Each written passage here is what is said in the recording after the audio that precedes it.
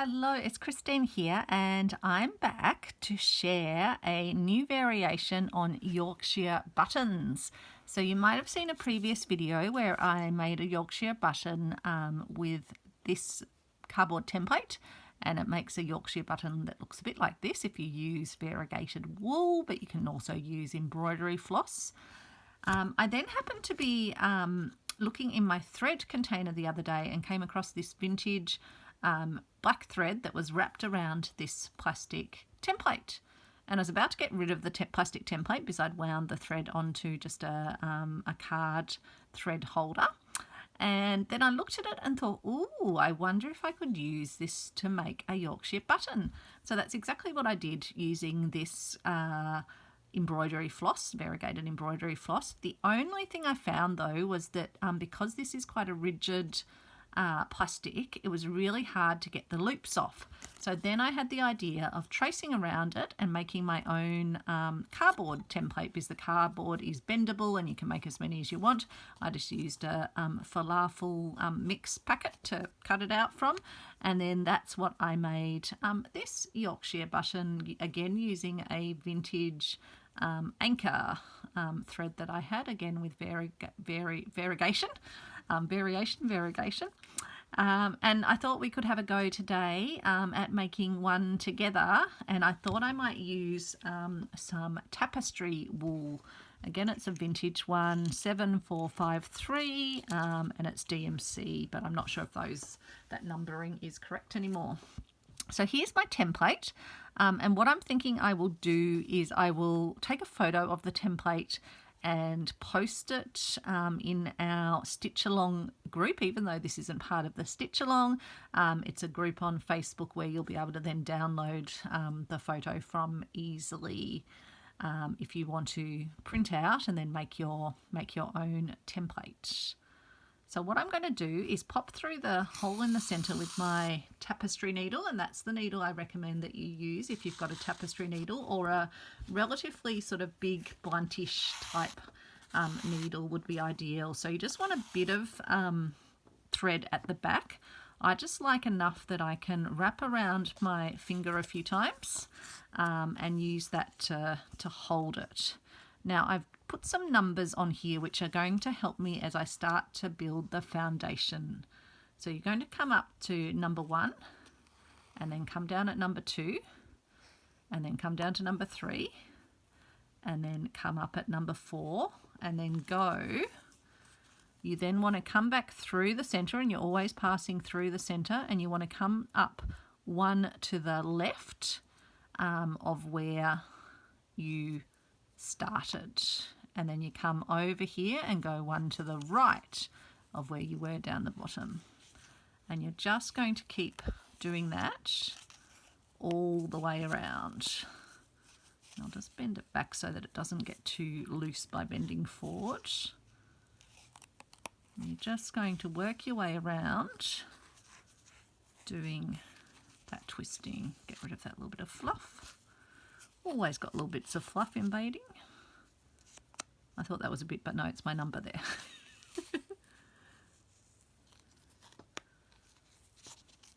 And now you're going to, as you can see, we're now going to complete all the bits where it still doesn't have a bit of wool behind it. So again, coming down, and as you can see, that's put another completing stitch in.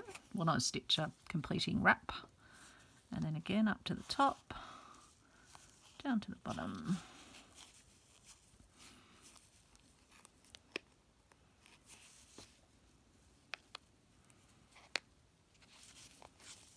And yeah, if you are using the cardboard, you might just want to bend it back a little bit so that your loops don't flip off. And you can just periodically check the back like I'm doing, just to see where you're up to with your little wraps. Oops, I think I went 1 too far over.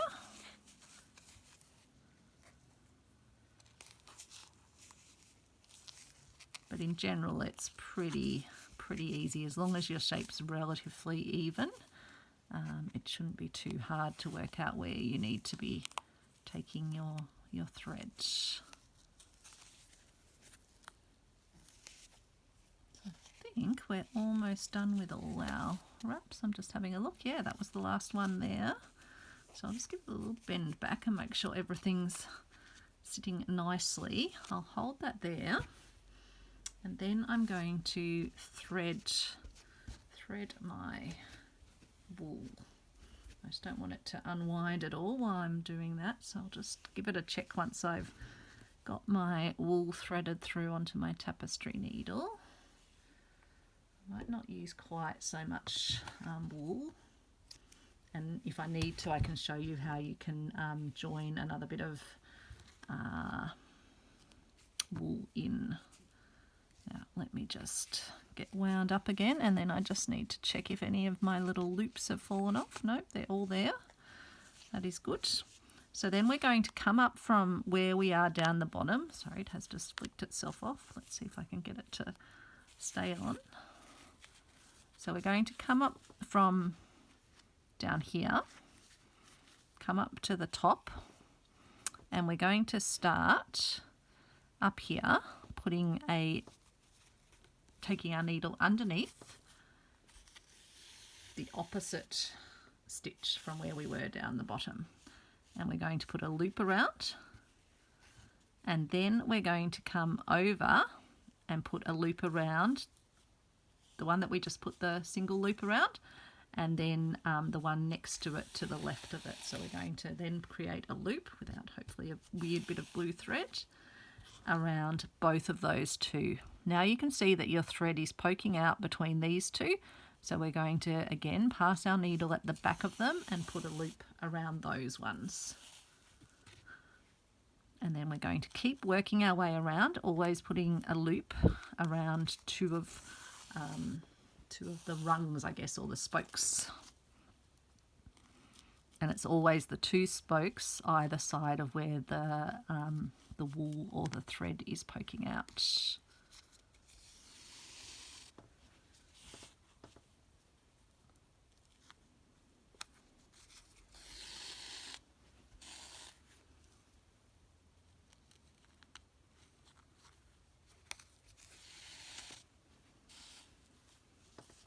Being wool, it's probably going to go much faster than when you're doing these ones, and it takes a lot of stitches to start to fill out the circle. So you can make a smaller template if you want a smaller set of Yorkshire buttons.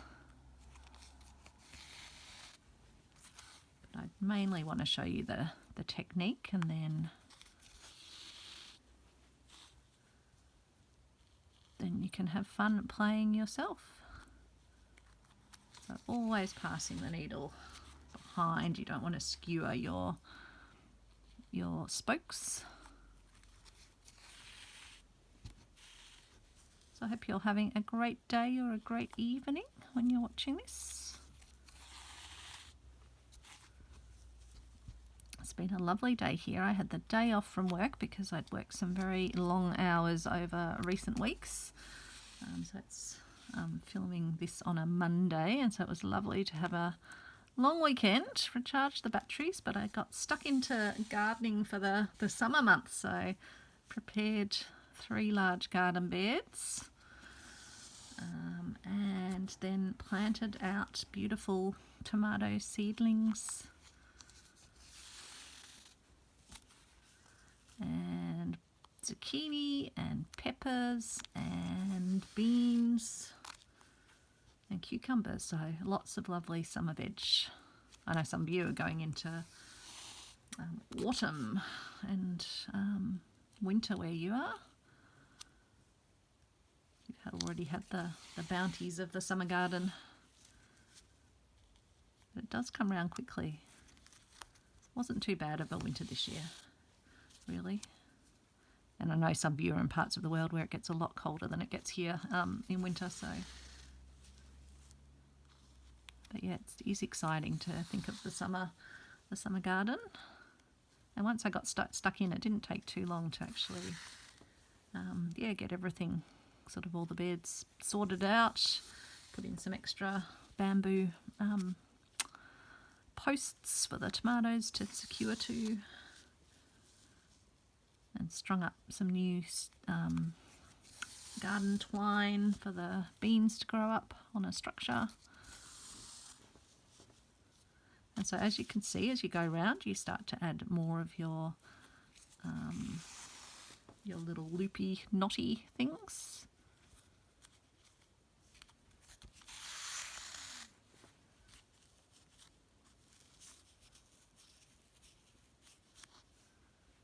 But in these ones, yeah, you get a lot more of the little loopies at the actual centre, but being the wool, it's thicker, so it's actually starting to put the loops in further out. But I think it's going to make a very pretty little flower, actually. So at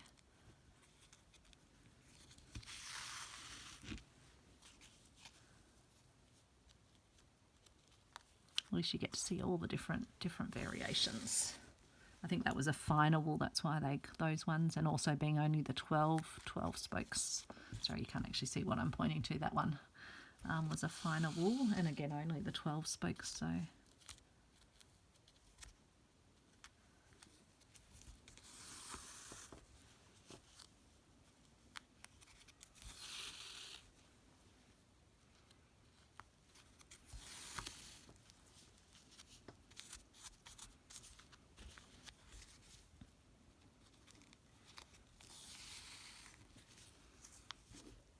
once you get going on this, it's quite a nice peaceful activity to do. You may periodically just want to let your thread wind around because it does get a bit of sort of twistiness in it, some tension in it.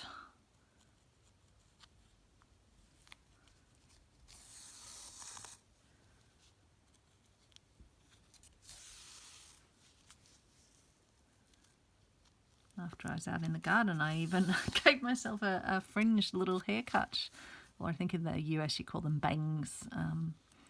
But I'd let my fringe grow out over quite a while actually, and it was just starting to, I really was thinking, oh, I'd really like my fringe back. And yeah, it just wasn't feeling like booking the whole palaver of going to the hairdresser, so gave it a go myself, and it worked out amazingly well. I think actually better than some of the haircuts I've had. So I was pretty stoked with it. Maybe I just got lucky. But now that it's in a nice, nice shape, it will be easy to maintain. Just keep it gently trimmed.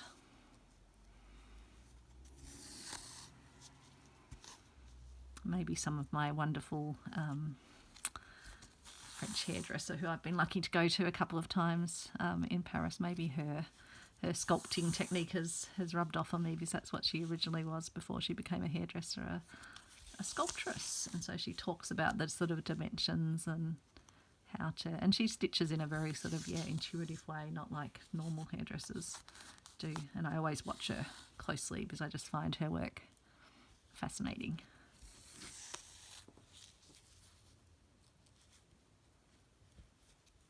Been a long time between since our last Paris visit, with all of the misadventures in the world, pandemics, etc.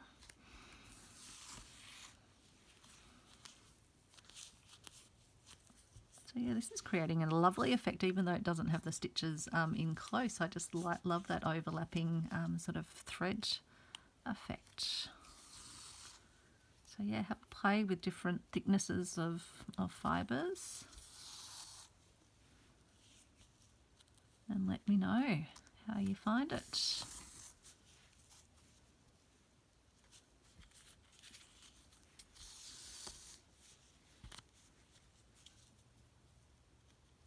I could have even done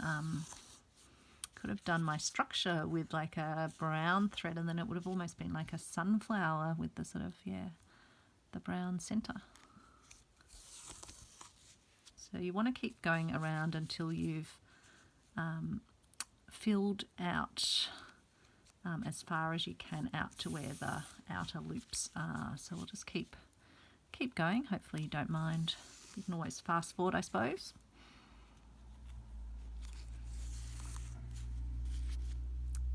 So let me know in the comments if you grow a summer garden and what you like to plant.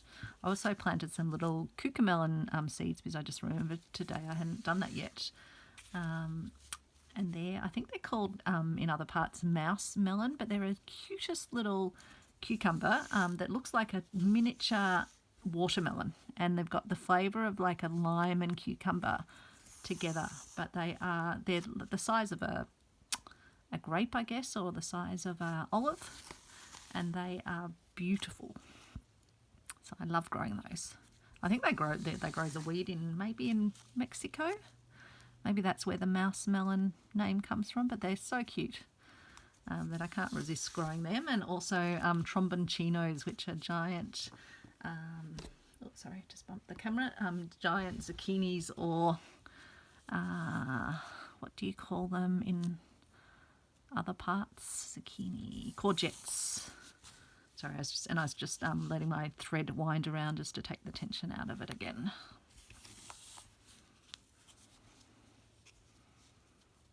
So yeah, they're fun. They are fun garden things to grow, and the tromboncinos end up huge. If you let them sort of stay on the bush, they'll actually turn into like a pumpkin, so you can actually keep them over winter. In fact, I only just cut up one recently because I wanted to get some seeds out to grow, and they germinated straight away.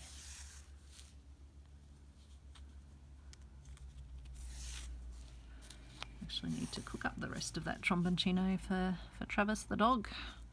He loves his vegetables. And you get a lot of vegetable out of one tromboncino when they grow to their full size. Oops, sometimes it'll catch a little bit. Sometimes I find if it's catching, it's better to tip it upside down. But it's a bit hard when it's on camera. I need to make sure it's visible to you. And try and keep little bits of fluff out of it. So I want to go around so I can see I've got 1, 2, 3, 4. So I'll go around until they've all got 4 on them, I think, so that it looks somewhat even.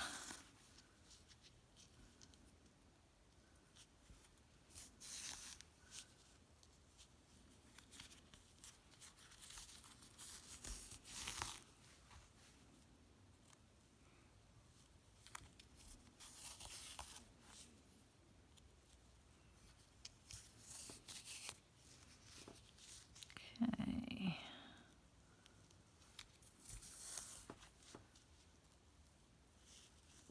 Still got 3s here, so I still need to add some more. Oops, I think I might have just come through my thread, so I'm just going to see if I can take it back to where it was. I think I might just need to unthread for a moment and fix that. Let's just get that right, rethread. You don't want to skewer your wool. Rewrap my finger around. So that just helps to keep your sort of foundation threads nice and tight by having it wrapped at the back. Okay. I think we're almost round to where we get to the 4 point. A few more.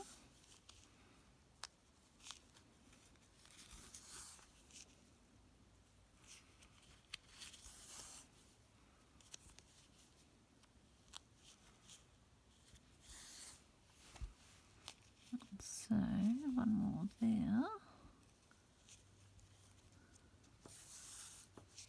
Now I think we have 4 all around. Yeah, we do. So I'm just counting there. 1, 2, 3, 4, and 1, 2, 3, 4. Where we are.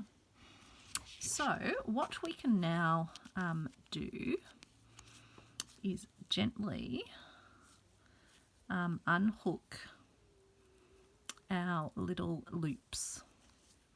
So I'll start over here, and I just you could use the blunt end of your needle as well, but this is where having the cardboard comes in really handy, and it's actually quite handy that this is shiny on this side as well, because they just slip off beautifully. So I'm just going around and slipping them off from the back. Gently slipping them off, not pulling too much. Slipping.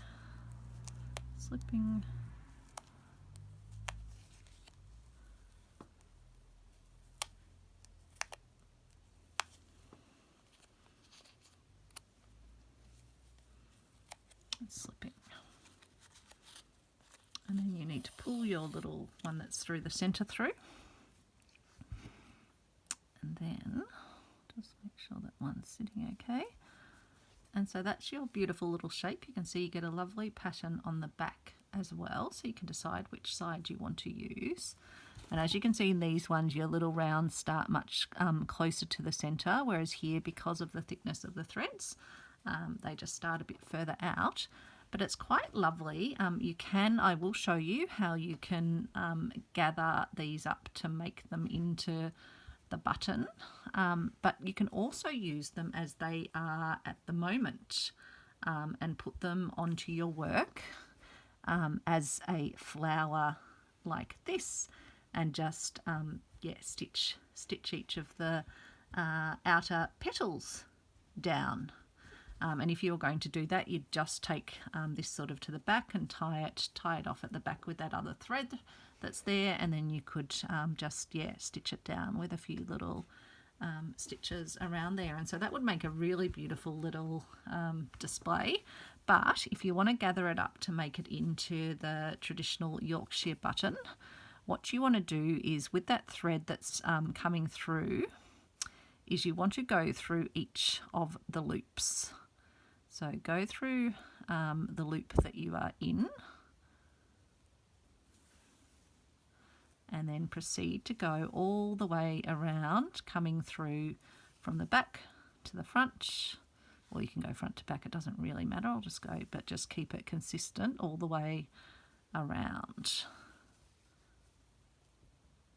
And you want to just capture each of your loops.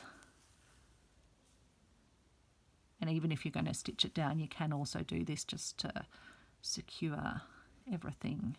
Depends whether you want that extra sort of braidy bit around the outside. So I'm just catching each of the loops.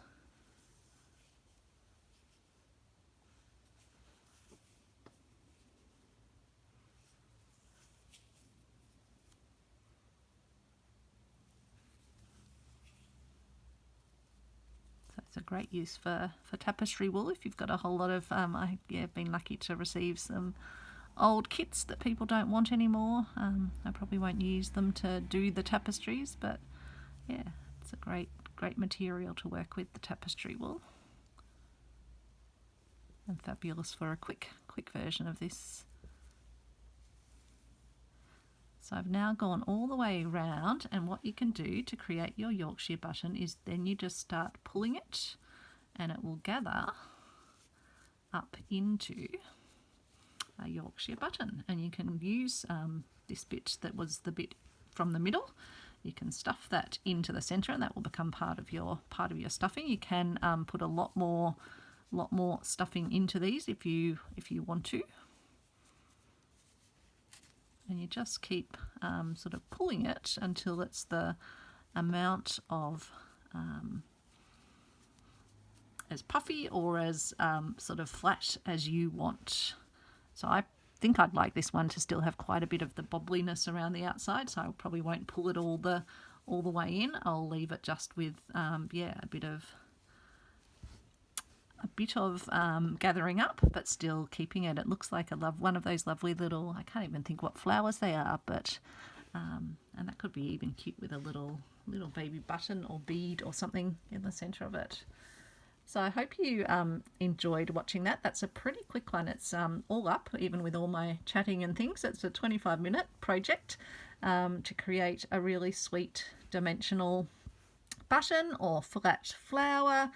You can append them, add them to various projects. So I hope you enjoyed, and subscribe if you'd like to see other things that I'm doing. I'll always share good ideas and share experiments, as well as some of my slow stitch projects. And there's also the lovely stitch along community that we have going as we work through a different stitch each day. Very informal, and we have a little community chat that happens when the premieres are showing, so feel free to drop into one of those if you're able to and if you would like to. Thanks for watching, and take care, and chat to you soon. Bye everyone.